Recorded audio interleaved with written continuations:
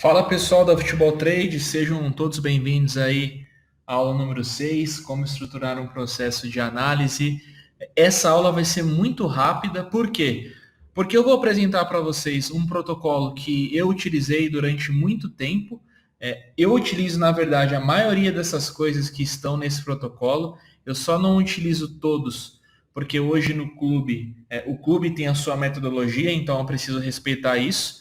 Mas com certeza, se eu analisar um jogo por conta própria, esses são os aspectos que eu considero fundamentais para analisar no jogo de futebol.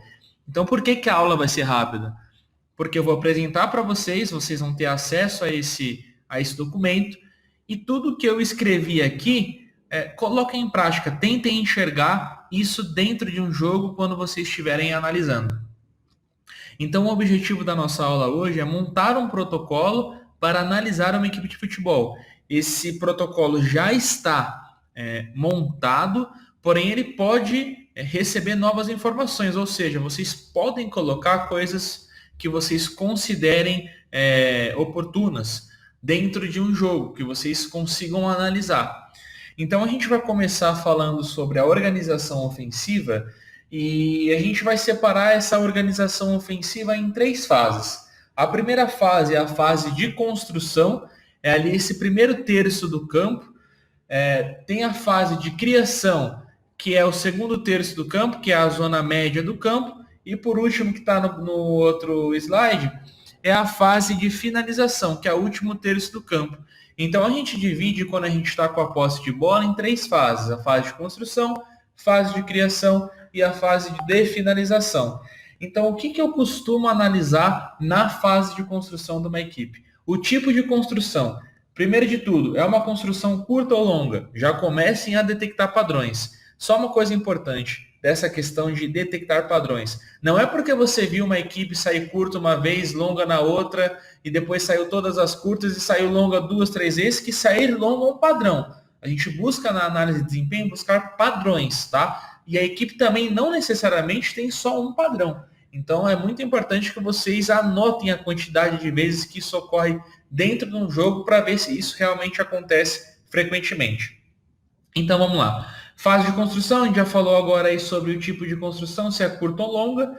Canais de saída, jogadores de ligação. O que seriam esses canais de saída? Qual corredor geralmente sai? Central, direito, esquerdo? Quem são os jogadores mais acionados, né? Então, anotem isso, vão investigando. Distribuição dos jogadores, zonas, a zona e a linha. Essa distribuição nada mais é do que o sistema tático, né? O que a gente já tinha comentado lá nas primeiras aulas. Então, é uma coisa que eu observo bastante. O comportamento do portador da bola. Como é que é o comportamento de quem tem a posse de bola? Um comportamento mais agressivo, mais passivo? Circula mais a bola? Ou ele já tenta buscar espaço vertical? Então, é muito importante a gente também prestar atenção nisso. As dinâmicas dos zagueiros e dos laterais. Como que ele se comporta quando estão com a posse de bola? O lateral ele vai dar apoio ou ele se projeta para pegar uma bola longa na frente? Observem, anotem, vão investigando. Dinâmicas da linha média, essa linha média aí, eu costumo dizer que são os volantes e os meias. Como que é essa dinâmica? Eles fazem troca ou eles ocupam sempre o mesmo lugar? O meia esquerda troca com o meia direita, eles formam um triângulo, formam a linha, enfim, vão investigando. Dinâmicas da linha avançada, que seriam os pontas e os centroavantes. Como é que eles ficam? Ficam em amplitude, profundidade ou eles jogam mais fechados? Eles jogam mais espetados na última linha para receber essa bola longa no fundo? Ou eles jogam sustentando um pouco mais para receber essa bola no pé e todo mundo progredir junto? Então, de novo, vão investigando. Fase de criação. Beleza, a gente conseguiu passar da fase de construção para a fase de criação, conseguimos progredir no terreno de jogo. Tipo de criação, já muda, tá? Se eu sair, por exemplo, eu posso construir curta até chegar na fase de criação. E na fase de criação, eu posso utilizar uma bola longa nas costas da última linha, por exemplo. Então, de novo, não é porque acontece uma construção curta em fase de construção que na fase de criação isso também vai acontecer. Não, não necessariamente. Distribuição dos jogadores. Então, vamos lá. Às vezes, a minha equipe ela pode sair na fase de construção num 4-3-3, mas na hora que eu estou na fase de criação, eu posso jogar num 3-4-3. Já mudei meu sistema. Então, sempre investigando. Jogadores fundamentais, quem são os jogadores ali que vão desequilibrar em algum lance? Número de jogadores envolvidos na profundidade. O que seria isso, né? Então, por exemplo, geralmente as equipes têm pelo menos 3 jogadores na profundidade, que seria ali, digamos, espelhados com a linha defensiva do adversário. Geralmente é o atacante e os 2 pontas. Mas tem equipes que são mais agressivas, que colocam um meia lá, um outro volante, espetam até 5 jogadores. Então, vão investigando isso, né? Habilidades ou manobras técnicas mais frequentes. Então, por exemplo, o que é utilizado para progredir, né?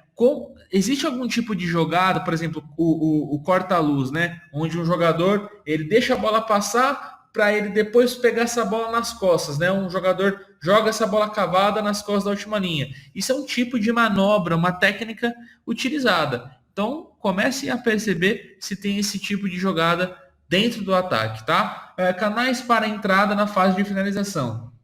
Aí, beleza, a gente falou da fase de construção, fase de criação, e agora como que essa equipe se organiza para entrar na fase de finalização, que é o último terço. Como que ela entra, tá? Percebam, será que é mais pelo corredor central? Como que elas entram? Que eles entram? Corredor direito, corredor esquerdo? Vão investigando e vão perguntando para o jogo. E por fim, a fase de finalização. Zonas preferenciais de ataque. Qual que é as zonas que eles mais finalizam, que eles mais passam a bola? É pelo meio? É pelo corredor central ou lateral? É com cruzamento para trás? Cruzamento no segundo pau, no primeiro? Como que é feito isso? Relações numéricas na zona de finalização. Com quantos jogadores ataca? Ataca só com 3? Ataca com 5? Com 7? Quantos jogadores estão ali de fato atacando nessa zona de finalização? Distribuição dos jogadores, zona e linha. A mesma coisa. Lá na fase de construção, eu dei o exemplo que eu estava no 4-3-3. Depois eu fui para o 3-4-3. Será que mantém a mesma coisa? Como é que eu fico depois disso? Manobras ofensivas, vale para o que a gente falou no slide passado, né? Se existe alguma manobra que é realizada. E jogadores em equilíbrio defensivo, né?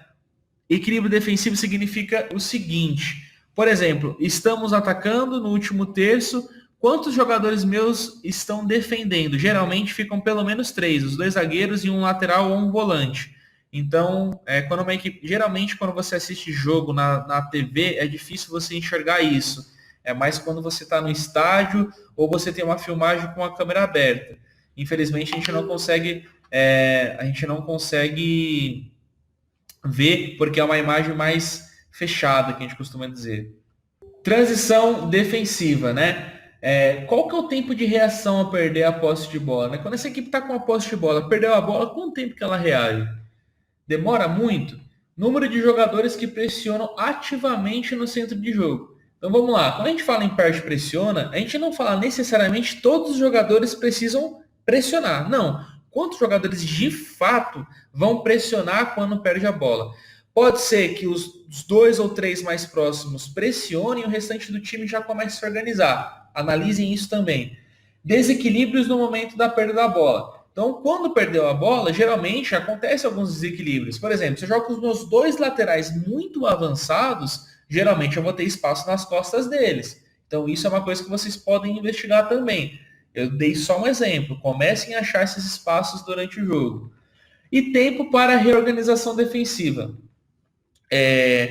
Se eu reagir e não conseguir pegar a bola, quanto tempo depois eu consigo me organizar para entrar numa organização defensiva? Organização defensiva, posicionamento do bloco defensivo. É um bloco compactado? Lembra que a gente falou sobre aqueles princípios estruturais? É um bloco compactado, equilibrado, investigue nisso. Distribuição dos jogadores, zona e linha, seria o sistema, né? 4-4-2, 4-3-3, enfim.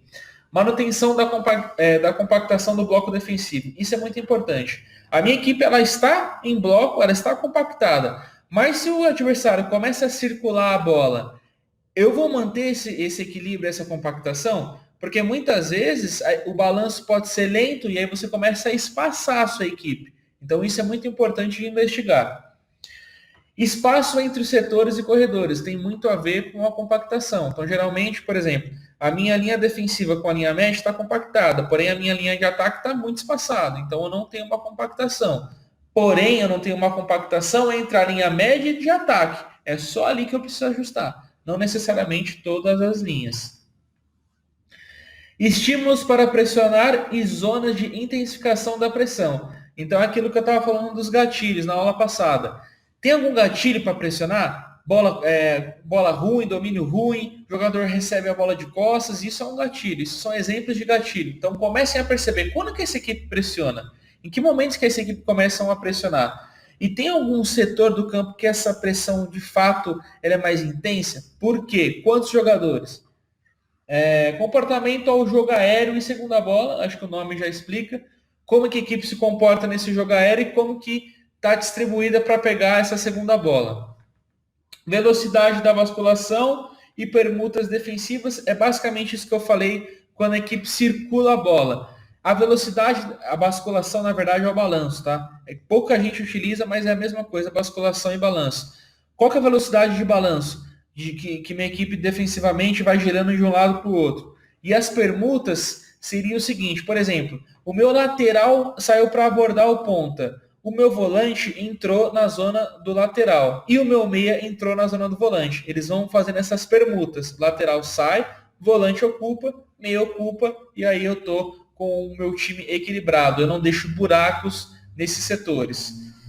Tipo de marcação, zona individual ou zona com pressão. Zona é aquilo que a gente estava explicando nas primeiras aulas, é quando eu fecho os espaços, eu não vou fazendo aqueles encaixes individuais, marcação homem a homem. A zona, ela sem pressão, ela só balança e não é tão agressiva. A zona com pressão, que é o tipo de marcação que eu particularmente mais gosto, é quando eu defendo os espaços, porém quando o jogador entra no meu espaço, eu sou muito agressivo. Eu não deixo ele confortável com a posse de bola. Transição ofensiva. Zonas de recuperação da posse de bola, tem algum padrão? Essa equipe geralmente recupera a bola quando? Em qual zona? Em que momento que ela recupera essa posse de bola? Tipo de transição. Segurança e risco. Então, o que isso quer dizer? Quando eu faço uma transição ofensiva, eu já parto direto para o ataque, eu já coloco essa bola na vertical e eu corro muito risco nessa transição ofensiva, ou eu prefiro tirar a bola da zona de pressão para subir equilibrado, para não correr tanto risco. Percebam isso. Característica do primeiro passo é uma coisa que eu percebo muito, isso tem muito a ver com o que eu falei agora, né? Esse primeiro passo geralmente é vertical para buscar velocidade nas costas da última linha, ou ele é um primeiro passo para tirar a bola da zona de pressão e a gente começar uma circulação e atacar organizado.